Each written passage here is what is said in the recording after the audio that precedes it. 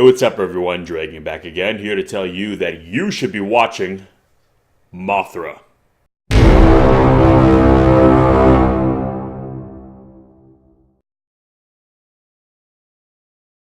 So Mothra is a 1961 kaiju film presented by Toho, and basically is an introduction to one of kaiju cinema's most iconic figures, Mothra, the giant moth. And this is a character that has kind of gone down in history as being kind of synonymous as one of the more kind of notable kaiju figures. She's right there along with like Godzilla, Rodan, and so on and so forth. So naturally, she's in good company.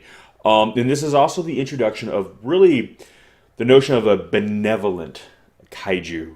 Because by this point, the kaiju of genre as a whole was still relatively new. There hadn't been a lot of installments, and up to this point, kaiju have always been kind of represented as kind of these more malicious forces, either kind of forced by their own action or otherwise. But usually, when they would show up, it was always kind of a gloom and doom scenario, made most evident by Gojira from 1954.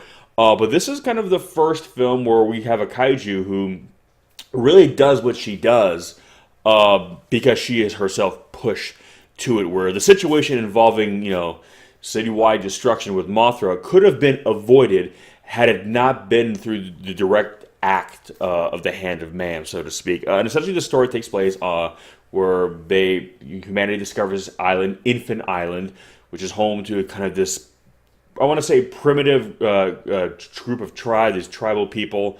But in actuality, they kind of have this very symbiotic relationship with kind of this deity, this god they have, Mothra. And Mothra is represented by these two envoys, these tiny little girls, twin girls about this big, basically known as kind of like Mothra's fairies. They are portrayed in this film by the Peanuts, which was a very popular pop duo in Japan at this time in the 60s. They are twins, identical twins, and they always speak in unison. And this has kind of been imagery that has followed Mothra throughout her, illustrious career. Only been maybe one or two instances where she did not have them, but as a whole, they were always kind of a part of her aesthetic. And what they do is actually something very interesting, is that they allow us to kind of communicate directly, or rather have the kaiju itself communicate directly with us. Where usually kaiju are kind of very indifferent to humanity on the ground level. They deal with us in the sense that we're firing artillery at them, they react and they, fight back, but rarely do they ever kind of acknowledge individual human beings. They're kind of given their size and their scale, they're very much kind of removed from that level of interaction. But what the twins do is kind of allow Mothra to communicate her will to us directly, and through them we kind of learn that, she is a benevolent figure, and that her goal is not to bring about despair to humanity, but in a lot of kaiju films, especially from this era, this film is very much an allegory for something, and usually it is kind of the wrongdoings or kind of failings of mankind. This film being not being the exception, is that basically the two twin fairies are kidnapped, and they're essentially being used as like a publicity stunt. They're being put on display for a company to basically to kind of derive profit for them, because hey, look, we have these two little miniature women, they want everyone to come and gawk at them, essentially. And the fairies warn that Mothra will come to their aid, and while Mothra is not bent on the destruction of mankind, at the same time, she will do what she has to do to get them back, to get back her people, essentially. For all my Dungeons and Dragons players out there, this is probably the only time where Mothra could be considered maybe a chaotic good as opposed to a lawful good character. And for those of you guys who don't play Dungeons and Dragons, probably wondering what the hell I mean by that, I'll explain. Basically, for the rest of the pantheon of films where Mothra appears in, she is very much going out of her way not to risk humanity in any way, and a lot of times it means she puts herself kind of on the front lines between us and another kaiju. But in this film, her first kind of introduction, she, while again not wanting to go out of her way, and certainly not causing the same, I would say, level of destruction as something like Godzilla or other monsters we had seen at this time, like, Varan or what have you. She is, at the same time, has a very clear destination in mind. She is seeking out the fairies. She is traveling to them in the straightest line, most shortest route possible, and whatever is in her way is quite frankly in her way, and she's not going to waste time going around it. So Mothra in this film does cause damage, lots of it, because it really wouldn't be a kaiju film if they didn't. But again, the difference is she is doing it because she has to, and she's not going out of her way to blow something up over there or, knock something down over there. It's just she's moving in a straight line, she's going where she needs to go, and unfortunately, whatever building, vehicle, or I'm sure individuals in her way, they're getting mowed over.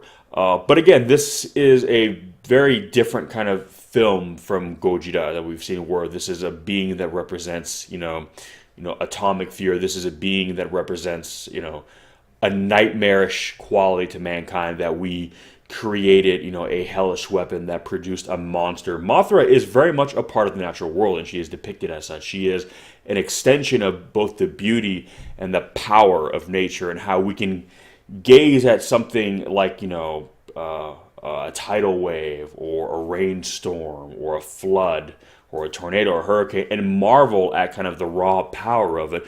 But if we get caught up in it, it can be very destructive, and Mothra kind of acts as that kind of force. Essentially, Mothra is the best way to kind of describe her in terms of a nature example is I think of it as a hornet's nest or a beehive.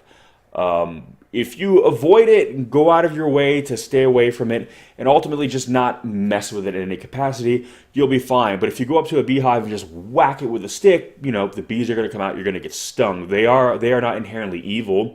They are not out there causing wanton destruction. They are a part of a natural order. In this case, one that Mothra pretty much sits up top. But still part of a natural flow of, basically the way the world is supposed to work. And if Mothra is coming after you, or Mothra is causing destruction to you and yours, it's essentially something you have done. You have brought it upon yourself, whereas Godzilla, Gojira, is kind of a backlash. Whether we were involved or not, he is going to come ashore and we are all going to be kind of trapped in his shadow. Whereas Mothra, she's usually showing up, usually in the rest of the films, to save us.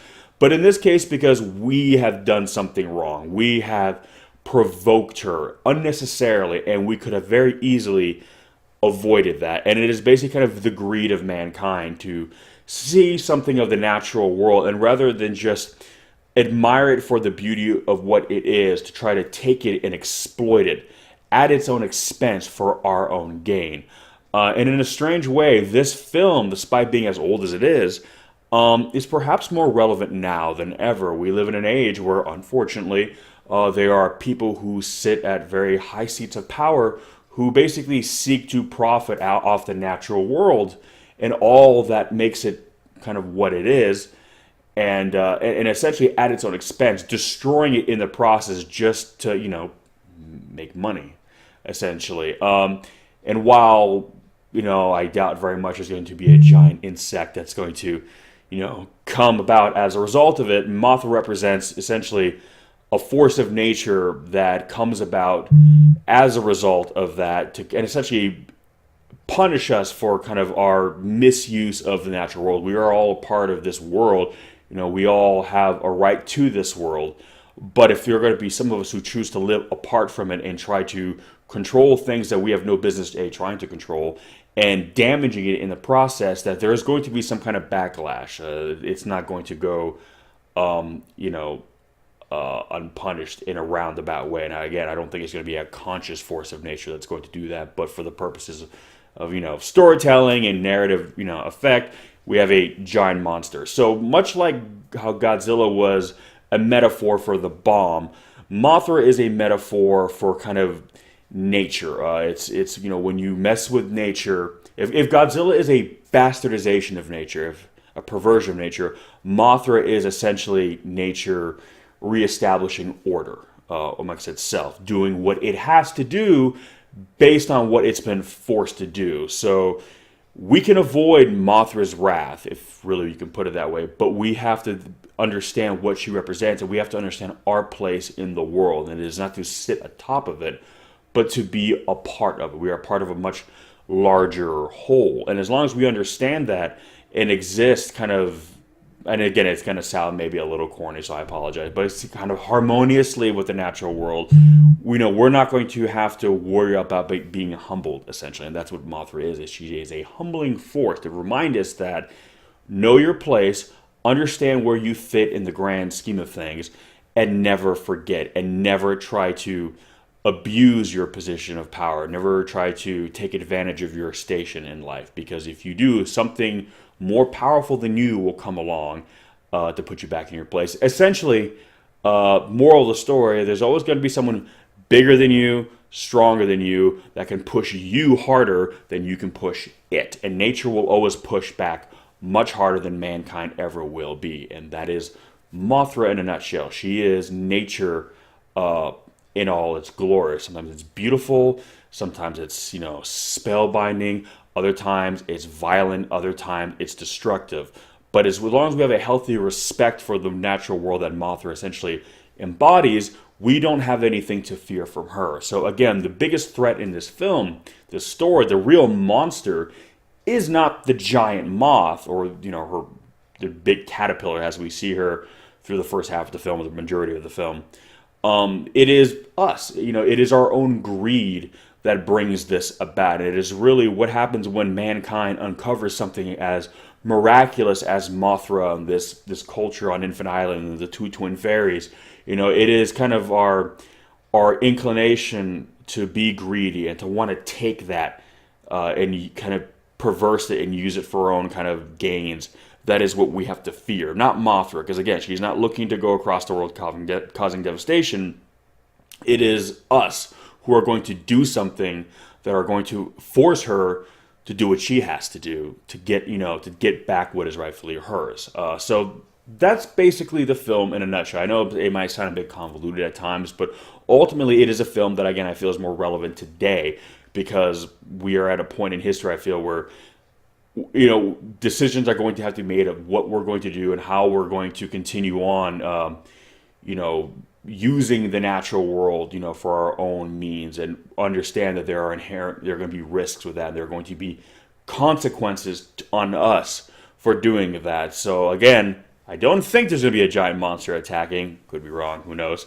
But again, it is an allegory for, nature knows how to right itself. Nature knows how to, solve its own problems. And the greatest arrogance of mankind is perhaps to think that it can stand atop nature and conquer nature, which for as long as we've been alive on this planet, we've never been able to do that. So Mothra, it is a humbling tale of respect. Most of all, I would say respect that humanity needs to have for the world in which it inhabits, because the world can go on without us. The world can go on without tolerating us, but we cannot go on without the world, if the world no longer tolerates us. The world, nature, this, kind of decides that we no longer have a place in it. We're screwed, not the other way around. So, Mothra, the original 1961 classic. Have you seen it? If so, what did you think? If not, as always, I will put links in the description section below. We can go check it out, pick it up. Give me some of your thoughts. Let me know. If you're new to kaiju films in general, this is definitely one of those films where I feel you should really check out. It is a classic, and it is the introduction to one of kaiju cinema's most iconic kaiju. Dare I say, after Godzilla, quite possibly the most iconic kaiju. I would definitely, because most people, whether they're familiar with these films or not, seem to know the name Mothra. So she is probably just underneath Godzilla in terms of recognition and maybe even popularity. So for that reason alone, definitely check out the film. And again, it's a great story. It's a great allegory. And it's, a testament to kind of, Toho and how they were really starting to create an entire genre of film that is now, so iconic. But this is kind of, the early days of when it was getting going, and to see how well they had already kind of mastered the style at such an, early onset is pretty impressive for that alone. So if you're just a film buff in general, this definitely check it out for that reason. But anyway, guys, thanks for watching, and as always, we'll catch you in the next one. Peace!